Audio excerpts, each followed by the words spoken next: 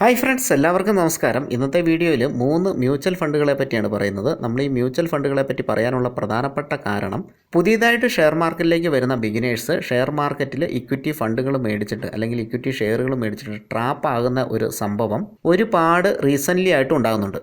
ഇതിൻ്റെ പ്രധാനപ്പെട്ട കാരണം അവർക്ക് ടെക്നിക്കൽ അനാലിസിസും ഫണ്ടമെൻ്റൽ അനാലിസിസും അറിയില്ല എന്നുള്ളതാണ്. ഇതിനെ ഒരു പരിധിവരെ ഓവർകം ചെയ്യാനായിട്ട് നല്ല മ്യൂച്വൽ ഫണ്ടുകൾ കണ്ടെത്തുകയും അതിൽ SIP എന്ന രീതിയിൽ ഇൻവെസ്റ്റ്മെൻറ്റ് സ്റ്റാർട്ട് ചെയ്യുകയും ചെയ്തു കഴിഞ്ഞിട്ടുണ്ടെങ്കിൽ ചെറിയ കാലയളവിനുള്ളിൽ നല്ല റിട്ടേൺസ് നമുക്ക് കിട്ടാനുള്ള സാധ്യതയുണ്ട്.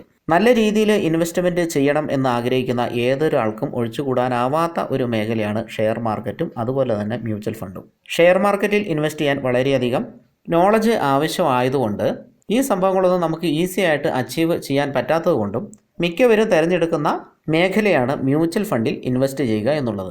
അങ്ങനെയുള്ളവർക്ക് വേണ്ടി 2-3 വർഷ ടൈം പീരീഡിൽ നല്ലൊരു റിട്ടേൺ കിട്ടാൻ സാധ്യതയുള്ള 3 മ്യൂച്വൽ ഫണ്ടുകളെയാണ് ഈ വീഡിയോയിൽ പരിചയപ്പെടുത്തുന്നത്.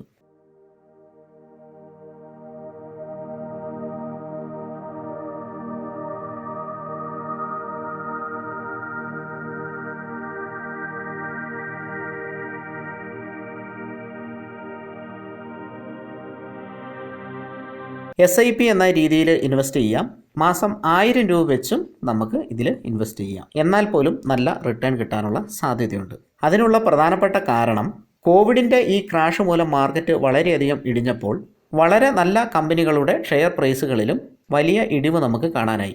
അങ്ങനെയുള്ള സിറ്റുവേഷനിൽ പോലും നിഫ്റ്റി റിക്കവറി ചെയ്യുന്ന സ്പീഡിനെ കഴിഞ്ഞും കൂടുതലായിട്ട് റിക്കവറി കാണുന്ന മ്യൂച്വൽ ഫണ്ടുകളാണ് നമ്മൾ ഈ വീഡിയോയിൽ പരിചയപ്പെടുത്തുന്നത്.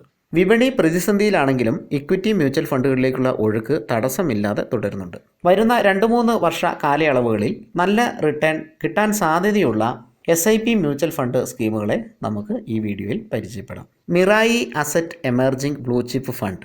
ഈ ഫണ്ടിനെ ക്രിസിൽ 5 സ്റ്റാർ ആയിട്ട് റേറ്റ് ചെയ്തിട്ടുണ്ട്. ഇതേ കാറ്റഗറിയിലുള്ള മറ്റ് മ്യൂച്വൽ ഫണ്ടുകളുമായിട്ട് കമ്പയർ ചെയ്യുമ്പോൾ ഈ ഫണ്ട് റിട്ടേൺ കൂടുതൽ തരാനുള്ള സാധ്യതയുണ്ട്. ഫണ്ടിൻ്റെ മികച്ച റേറ്റിങ്ങിന് ഒരു കാരണം ഇതാണ്. മാസം 1000 രൂപ എന്ന രീതിയിൽ നിക്ഷേപിച്ചും ഈ ഫണ്ടിൽ ഇൻവെസ്റ്റ് ചെയ്യാൻ കഴിയും എന്നുള്ളത് ഫണ്ടിൻ്റെ വലിയ ഒരു പോസിറ്റീവ് ഫാക്ടറാണ്. ഫണ്ടിൻ്റെ എക്സ്പെൻസ് റേഷ്യോ 0.77% എന്ന കുറഞ്ഞ ലെവലിലാണുള്ളത്. ഒരുപക്ഷെ ഈ കാറ്റഗറിയിലുള്ള ഏറ്റവും താഴ്ന്ന നിരക്കുകളിൽ ഒന്നായിരിക്കും ഇത്. എക്സ്പെൻസ് റേഷ്യോ കുറയണമെങ്കിൽ തീർച്ചയായിട്ടും ഡയറക്റ്റ് പ്ലാൻ എടുക്കാനായിട്ട് ശ്രദ്ധിക്കുമല്ലോ. റെഗുലർ, ഡയറക്റ്റ് എന്നിങ്ങനെ 2 തരം പ്ലാനുകളാണുള്ളത്. ഇതിൽ റെഗുലർ പ്ലാനിന് NAV കുറവും ഡയറക്റ്റ് പ്ലാനിന് NAV കൂടുതലുമാണ്.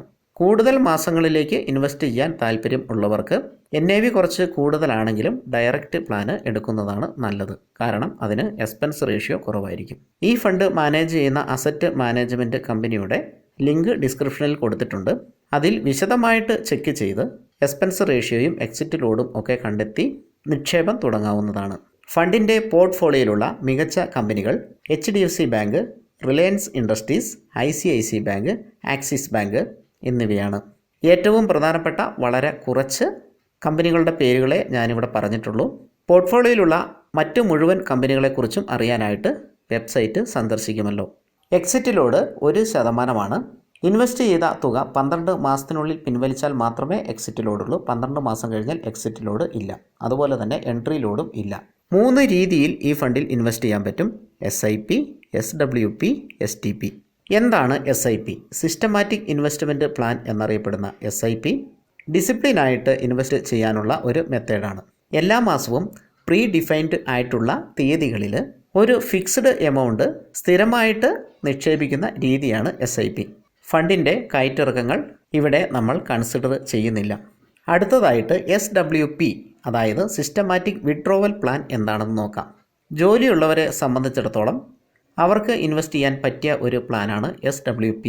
ആദ്യകാലങ്ങളിൽ സ്ഥിരമായിട്ട് ഇതിൽ SIP രീതിയിൽ അല്ലെങ്കിൽ ലംസം ആയിട്ട് നിക്ഷേപിക്കുകയും പിന്നീട് സ്ഥിരമായിട്ട് ഒരു നിശ്ചിത തുക ഈ ഫണ്ടിൽ നിന്ന് വിഡ്രോ ചെയ്യുകയും ചെയ്യുന്ന പ്ലാനാണിത്. ജോലിയുള്ളപ്പോൾ കൂടുതൽ തുക നിക്ഷേപിക്കുകയും റിട്ടയർ ചെയ്യുമ്പോൾ എല്ലാ മാസവും സ്ഥിരമായിട്ട് ഒരു നിശ്ചിത തുക പിൻവലിക്കുകയും ചെയ്യുന്ന ഒരു രീതിയാണ് SWP. ഇങ്ങനെ പിൻവലിക്കുന്ന തുക നമ്മുടെ നിത്യജീവിതത്തിലുള്ള എക്സ്പെൻസുകൾക്കോ അല്ലെങ്കിൽ മറ്റൊരു ഫണ്ടിൽ ഇൻവെസ്റ്റ് ചെയ്യാനോ ഉപയോഗിക്കാം. അടുത്തതായിട്ട് STP എന്താണെന്ന് നോക്കാം. ഇതിൻ്റെ മുഴുവൻ പേര് സിസ്റ്റമാറ്റിക് ട്രാൻസ്ഫർ പ്ലാൻ എന്നാണ്. ഒരു നിശ്ചിത ടൈം ഫ്രെയിമിൽ നമ്മൾ ഇൻവെസ്റ്റ് ചെയ്തിട്ടുള്ള മ്യൂച്വൽ ഫണ്ടിൽ നിന്നും ഒരു നിശ്ചിത തുക സിസ്റ്റമാറ്റിക്കായിട്ട് മറ്റൊരു മ്യൂച്വൽ ഫണ്ടിലേക്ക് ട്രാൻസ്ഫർ ചെയ്യുന്ന രീതിയാണിത്. രണ്ട് രീതിയിൽ ഇത് ട്രാൻസ്ഫർ ചെയ്യാം. ഒന്നെങ്കിൽ തുകയായിട്ട് ട്രാൻസ്ഫർ ചെയ്യാം, അല്ലെങ്കിൽ യൂണിറ്റായിട്ട് ട്രാൻസ്ഫർ ചെയ്യാം. ഒരു ഫണ്ടിൽ നല്ലൊരു ഇൻവെസ്റ്റ്മെൻറ്റ് ആയി കഴിഞ്ഞതിന് ശേഷം ഇങ്ങനെ ട്രാൻസ്ഫർ ചെയ്യുന്നത് മാർക്കറ്റിൻ്റെ വൊളാറ്റിലിറ്റിയെ ബീറ്റ് ചെയ്യാനായിട്ട് സഹായിക്കും. മിക്കവാറും മ്യൂച്വൽ ഫണ്ടുകൾ രണ്ട് രീതിയിലാണ് ഉണ്ടാവുക.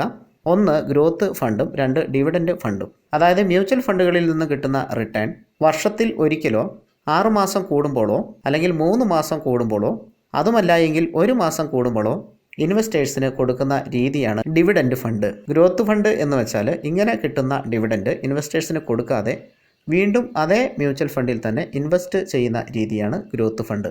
കൂടുതൽ വർഷങ്ങളിലേക്ക് ഇൻവെസ്റ്റ് ചെയ്യുന്ന ഒരു ഇൻവെസ്റ്ററെ സംബന്ധിച്ചിടത്തോളം കൂടുതൽ റിട്ടേൺ കിട്ടാൻ സാധ്യതയുള്ള ഗ്രോത്ത് ഫണ്ടിലാണ്.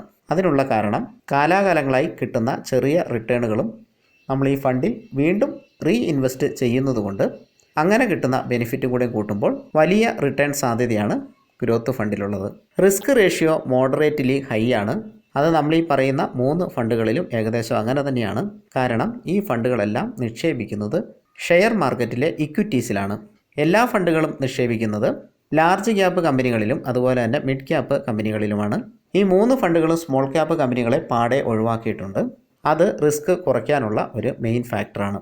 ഇനിയും ഈ ഫണ്ടിനെ പറ്റി ഒരുപാട് കാര്യങ്ങൾ പറയാനുണ്ടെങ്കിലും ഈ ഫണ്ട് മാനേജ് ചെയ്യുന്ന അസറ്റ് മാനേജ്മെൻറ്റ് കമ്പനിയുടെ ലിങ്ക് ഞാൻ ഡിസ്ക്രിപ്ഷനിൽ കൊടുത്തിട്ടുണ്ട്. അതിൽ ചെക്ക് ചെയ്ത് ഈ ഫണ്ടിൽ ഇൻവെസ്റ്റ് ചെയ്യാനുള്ള ആപ്ലിക്കേഷൻ കൊടുക്കാവുന്നതാണ്. ബ്രോക്കിംഗ് ഫേ മുഖേനയും നിങ്ങൾക്ക് ഇൻവെസ്റ്റ് ചെയ്യാവുന്നതാണ്. വീഡിയോ ഒരുപാട് ലെങ്തി ആയി പോകും എന്നുള്ളതുകൊണ്ട് ഏറ്റവും പ്രധാനപ്പെട്ട കുറച്ച് കാര്യങ്ങൾ പറഞ്ഞിട്ട് രണ്ടാമത്തെ ഫണ്ടിലേക്ക് കടക്കുകയാണ്. LIC mutual fund large and mid cap fund growth ഫണ്ടാണിത്. അതുകൊണ്ട് തന്നെ റിട്ടേൺ സാധ്യത കൂടുതലാണ്. ക്രിസിൽ 5 സ്റ്റാർ റേറ്റിംഗ് കൊടുത്തിട്ടുള്ള ഒരു മ്യൂച്വൽ ഫണ്ടാണിത്. പേര് സൂചിപ്പിക്കുന്നത് പോലെ തന്നെ ഈ ഫണ്ട് നിക്ഷേപിക്കുന്നത് large cap and mid cap കമ്പനികളിലാണ്. തുടക്കത്തിൽ 5000 രൂപ നിക്ഷേപിച്ചതിന് ശേഷം ഓരോ മാസവും 1000 രൂപയുടെ SIP വഴി ഒരാൾക്ക് സ്റ്റോക്കിൽ നിക്ഷേപിക്കാം. HDFC bank, Infosys, avenue super മാർക്കറ്റുകൾ, ICICI ബാങ്ക് എന്നിങ്ങനെ LICയുടെ ഈ മ്യൂച്വൽ ഫണ്ടിൻ്റെ പോർട്ട്ഫോളിയോ വളരെ ശക്തമാണ്. ഫണ്ടിൻ്റെ നിലവിലുള്ള NAV 13.55 രൂപയാണ്. 3 മുതൽ 5 വർഷത്തേക്ക് വളരെ നല്ല റിട്ടേൺ ലഭിക്കാൻ സാധ്യതയുള്ള ഒരു മ്യൂച്വൽ ഫണ്ടാണിത്. നിലവിൽ 87% ഓഹരികളിലാണ് നിക്ഷേപിച്ചിരിക്കുന്നത്. ബാക്കി ക്യാഷ് ഹോൾഡിങ്ങുകളിലാണ് നിക്ഷേപിച്ചിരിക്കുന്നത്. ഈ ഫണ്ടിലേക്ക് എത്താനുള്ള ലിങ്ക് ഡിസ്ക്രിപ്ഷനിൽ കൊടുത്തിരിക്കുന്നു. നമുക്കിനി മൂന്നാമത്തെ ഫണ്ടിലേക്ക് പോകാം. Canara Robeco emerging equities growth ഫണ്ടാണ് മൂന്നാമത്തെ ഫണ്ട്. 3 മുതൽ 5 വർഷ കാലയളവിലേക്ക് നിക്ഷേപിക്കാനായിട്ട് അനുയോജ്യമായ മ്യൂച്വൽ ഫണ്ടാണിത്. മറ്റ് 2 ഫണ്ടുകളിലും ക്രിസിലിൻ്റെ റേറ്റിംഗ് 5 ആണെങ്കിൽ ഇതിൻ്റെ റേറ്റിംഗ് 4 ആണ്. എന്നിരുന്നാലും കമ്പനിയുടെ ഇപ്പോഴത്തെ NAV അനുസരിച്ച് 5 സ്റ്റാർ റേറ്റിംഗ് കിട്ടാനുള്ള സാധ്യത കൂടുതലാണ്. 1000 രൂപ SIP നിരക്കിൽ പോലും ഒരാൾക്ക് ഈ ഫണ്ടിൽ നിക്ഷേപിക്കാൻ കഴിയും. HDFC bank, Reliance Industries, ICICI bank, IPCA lab, Atul എന്നിങ്ങനെ കമ്പനിയുടെ പോർട്ട്ഫോളിയോ വളരെ ശക്തമാണ്. 5 വർഷത്തെ ഹോൾഡിംഗ് കാലയളവിൽ നിക്ഷേപകർക്ക് നല്ല റിട്ടേൺ കിട്ടാൻ സാധ്യതയുണ്ട് എന്ന് വിദഗ്ധർ വിലയിരുത്തുന്നു. ഒരു മ്യൂച്വൽ ഫണ്ടിൽ ഇൻവെസ്റ്റ് ചെയ്യുമ്പോൾ പ്രധാനമായിട്ടും ശ്രദ്ധിക്കേണ്ട കാര്യങ്ങൾ മിക്ക മ്യൂച്വൽ ഫണ്ടുകൾക്കും റെഗുലർ പ്ലാനും അതുപോലെ തന്നെ ഡയറക്റ്റ് പ്ലാനും ഉണ്ടാകും എന്നുള്ളതാണ്. ഡയറക്റ്റ് പ്ലാനിന് NAV അല്പം കൂടുതലാണെങ്കിൽ പോലും ദീർഘകാല നിക്ഷേപങ്ങൾക്ക് അനുയോജ്യമായത് ഡയറക്റ്റ് പ്ലാനാണ്. 2 പ്ലാനിൻ്റെയും എക്സ്പെൻസ് റേഷ്യോ കമ്പനിയുടെ വെബ്സൈറ്റിൽ പോയി കമ്പയർ ചെയ്യേണ്ടതാണ്. അതുപോലെ തന്നെ മിക്ക ഫണ്ടുകൾക്കും 2 കാറ്റഗറി ഉണ്ടാകും: ഗ്രോത്ത് ഫണ്ടും ഡിവിഡൻഡ് ഫണ്ടും. ഡിവിഡൻഡായിട്ട് കിട്ടുന്ന എമൗണ്ട് വീണ്ടും ഈ ഫണ്ടിൽ തന്നെ ഇൻവെസ്റ്റ് ചെയ്യുന്ന രീതിയാണ് ഗ്രോത്ത് പ്ലാന്. അതുകൊണ്ട് തന്നെ നമുക്ക് കുറച്ച് കൂടുതൽ നാളത്തേക്ക് ഇൻവെസ്റ്റ് ചെയ്യാനായിട്ട് ഗ്രോത്ത് പ്ലാനാണ് കൂടുതൽ നല്ലത്. എന്നിരുന്നാലും ഇടയ്ക്കിടയ്ക്ക് റിട്ടേൺ കിട്ടണം എന്ന് ആഗ്രഹമുള്ളവർക്ക് ഡിവിഡൻഡ് ഫണ്ടിലും ഇൻവെസ്റ്റ് ചെയ്യാവുന്നതാണ്. ഒരു ഇൻവെസ്റ്റർ മ്യൂച്വൽ ഫണ്ടിൻ്റെ പോർട്ട്ഫോളിയോ ചെക്ക് ചെയ്ത് നോക്കേണ്ടത് വളരെ പ്രധാനപ്പെട്ട കാര്യമാണ്. അങ്ങനെ ചെക്ക് ചെയ്യുമ്പോൾ വളരെ ശക്തമായിട്ടുള്ള ഇക്വിറ്റികൾ നമുക്ക് പല ഫണ്ടുകളിലും കോമൺ ആയിട്ട് വരുന്നത് കാണാൻ സാധിക്കും. ഈ 3 ഫണ്ടുകളിലും അങ്ങനെ കോമൺ ആയിട്ട് വരുന്ന പല സ്റ്റോക്കുകളുമുണ്ട്. ഇതുപോലുള്ള സ്റ്റോക്കുകൾ ഒരു ബൈ സിഗ്നൽ കിട്ടുമ്പോൾ ഡയറക്റ്റായിട്ട് ഇക്വിറ്റി ഷെയറുകൾ വാങ്ങി ഇൻവെസ്റ്റ് ചെയ്യുന്നത് വളരെ നല്ല ഒരു മെത്തേഡാണ്. മ്യൂച്വൽ ഫണ്ടിൽ നിന്ന് കിട്ടുന്ന റിട്ടേണിനെ കഴിഞ്ഞ് കൂടുതൽ റിട്ടേൺ ഇങ്ങനെ കുറച്ച് സ്റ്റഡി ചെയ്ത് ഹോംവർക്ക് ചെയ്ത് ഇൻവെസ്റ്റ് ചെയ്യുന്നതിലൂടെ ഇൻവെസ്റ്റേഴ്സിന് നേടാൻ സാധിക്കും. ഷെയർ മാർക്കറ്റിൽ നേരിട്ട് ഇൻവെസ്റ്റ് ചെയ്യാനായിട്ട് ഡീമാറ്റ് അക്കൗണ്ട് നിർബന്ധമാണ്. അങ്ങനെ ഡീമാറ്റ് അക്കൗണ്ട് എടുക്കാൻ താല്പര്യമുള്ളവർക്ക് പ്രധാനപ്പെട്ട 4 ബ്രോക്കിംഗ് ഫേമുകളുടെ ലിങ്ക് ഡിസ്ക്രിപ്ഷനിൽ കൊടുത്തിട്ടുണ്ട്. അക്കൗണ്ട് ഓപ്പണിങ്ങുമായി ബന്ധപ്പെട്ട എന്ത് സംശയങ്ങൾക്കും ഡിസ്ക്രിപ്ഷനിൽ കൊടുത്തിട്ടുള്ള എൻ്റെ വാട്സപ്പ് നമ്പറുമായിട്ട് നിങ്ങൾക്ക് ബന്ധപ്പെടാം. താഴെ കൊടുത്തിട്ടുള്ള ലിങ്ക് ഉപയോഗിച്ച് അക്കൗണ്ട് എടുക്കുന്നവർക്ക് ഫ്യൂച്ചറിലേക്ക് വരുന്ന എല്ലാ സപ്പോർട്ടുകളും നൽകാൻ വേണ്ടി 2 ടെലിഗ്രാം ഗ്രൂപ്പുകൾ നമ്മൾ തയ്യാറാക്കി വെച്ചിട്ടുണ്ട്. മാർക്കറ്റിനെ കുറിച്ച് പഠിക്കാനും നല്ല സ്റ്റോക്കുകൾ കണ്ടെത്താനും അനുയോജ്യമായ സമയത്ത് ഇൻവെസ്റ്റ് ചെയ്യാനും നമ്മുടെ ഈ ഗ്രൂപ്പുകൾ നിങ്ങളെ സഹായിക്കും എന്നുള്ള കാര്യത്തിൽ ഒരു സംശയവുമില്ല.